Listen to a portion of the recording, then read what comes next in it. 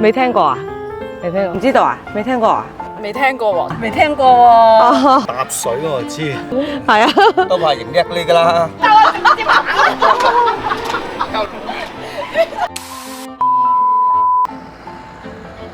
大家好，我係村花，專門研究村落方言嘅一朵金花。咁今日咧，我哋就嚟到咗廣州市花都區新華街嘅三華村。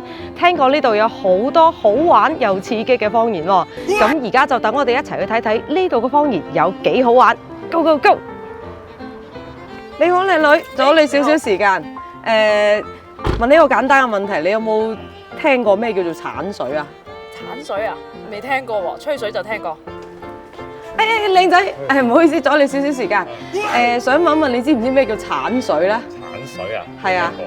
鏟水啊？係啊。唔知喎，搭水我就知，搭水。都幾日歲未聽過鏟水啊？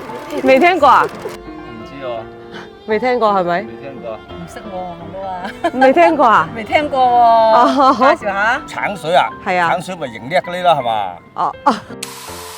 行咗咁耐都未問到鏟水係咩意思，真係村花都變乾花。靚女，唔好意思，阻你少少時間。冇咁長喎，買菜啊要。哦，好嘅。就想問問你知唔知咩叫鏟水咧？鏟水，我哋呢輩人好少聽到話有鏟水呢個詞嘅喎。哦。你問阿國姨啊，佢我哋村百事通嚟㗎。真係㗎？係啊係啊。哦，好，唔該晒你嚇。OK，go go go。你好啊。係你好。請問你係咪國爺啊？哦。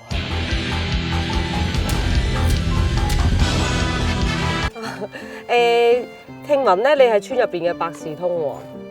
啲人好少用啫。好。咁而家想請問你一個簡單嘅問題，請問你知唔知咩叫做鏟水咧？鏟水就係開放改革初時嗰陣，專門指啲年輕人去扮嘢啊，或者去溝女啊咁嘅意思叫鏟水啊。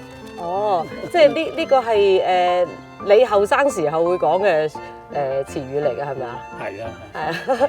咁呢個係咪三華村嘅語言嚟嘅咧？係啊，三華村呢度係咁講。哦，咁係嘛？好，咁呢個鏟水嘅話咧，有冇分係特指男仔定女仔啊？不分男女嘅，女仔都係咁笑嘅。不過一般咧就係好熟嗰啲好熟悉嗰啲人咁笑嘅啫。哦，其實真係就係開玩笑，係咪？好，咁你覺得我今日夠唔夠鏟水啊？係咁靚女，着到咁靚嚟，都係鏟水㗎。好嘅，多謝晒國爺。好啦，今期咧我哋就體驗咗一次中國語言嘅博大精深。咁下一期又會有啲咩好玩嘅村落方言呢？